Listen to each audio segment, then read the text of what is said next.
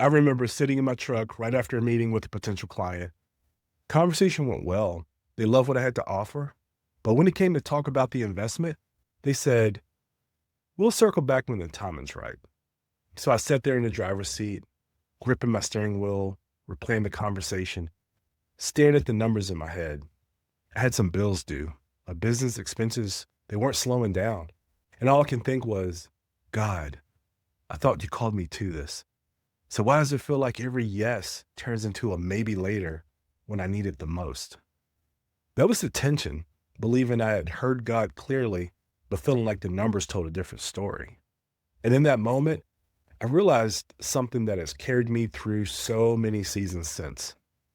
God never asked me to trust the timing of clients or the predictability of cash flow. He asked me to trust Him. That shift didn't make money suddenly fall from the sky, but it gave me the courage to keep moving forward when everything on paper said, stop. And that's what I want to talk about today, how to trust God with your business when the numbers don't make sense. This episode was made for you if you're constantly second guessing every decision, or maybe you feel like you're doing all the right things, but nothing seems to work. Or maybe you're exhausted from wearing all the hats and the money still isn't consistent. Or maybe you've prayed for clarity, but all you feel is stuck and overwhelmed. Or maybe you wonder if trusting God means you're being irresponsible. Well, by the time we wrap up, you'll, 1, understand why trusting God often looks illogical on paper. 2, see the difference between faith and passivity. 3, learn 3 practical ways to stay focused and take bold action when the numbers don't make sense. So if you've ever looked at your numbers and thought, there's no way this adds up, maybe I misheard God, maybe I should just quit, then please lean in, because the truth is the tension that you're feeling isn't proof that you're off track. It might actually be the very place where God is shaping your faith. That's what He did with me. And I want to walk you through 3 powerful truths that will help you stay focused and take bold action when the numbers don't make sense.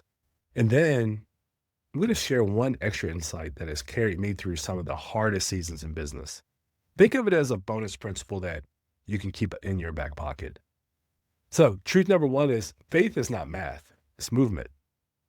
If you wait for the perfect financial picture before you move, you'll be waiting forever. Scripture says faith without works is dead. That means that you pray, you plan, but then you take a step, knowing that God directs moving feet, not stationary ones. Truth 2, numbers reflect the past, not the promise. Your financials show what has already happened, but God is writing what's next.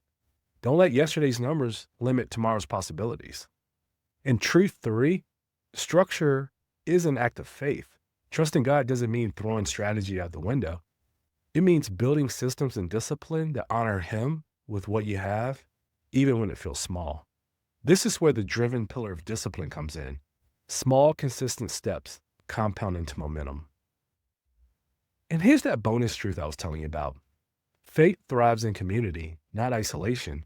When you're stuck in your head and alone with your doubts, the fear grows louder. Surround yourself with mentors, coaches, and a faith-driven community.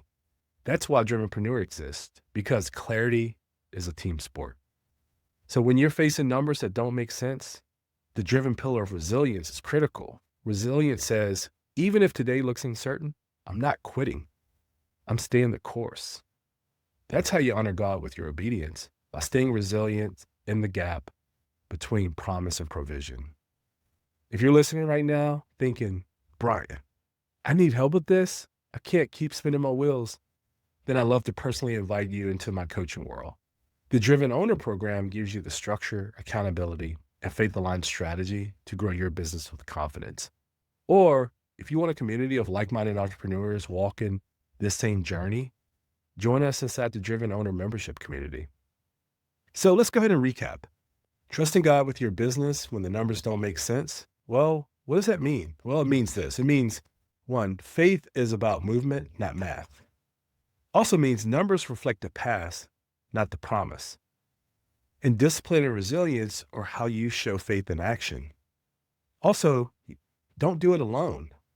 Do it in community. And your action steps this week, I got some for you. Take one bold step of obedience that doesn't make sense on paper, but aligns with your calling. Maybe that's launching an offer that you've been sitting on, or maybe it's making that hire, or maybe it's finally asking for help. Remember, God isn't asking you to trust the numbers. He's asking you to trust him. Until next time, stay clear, stay focused, stay driven.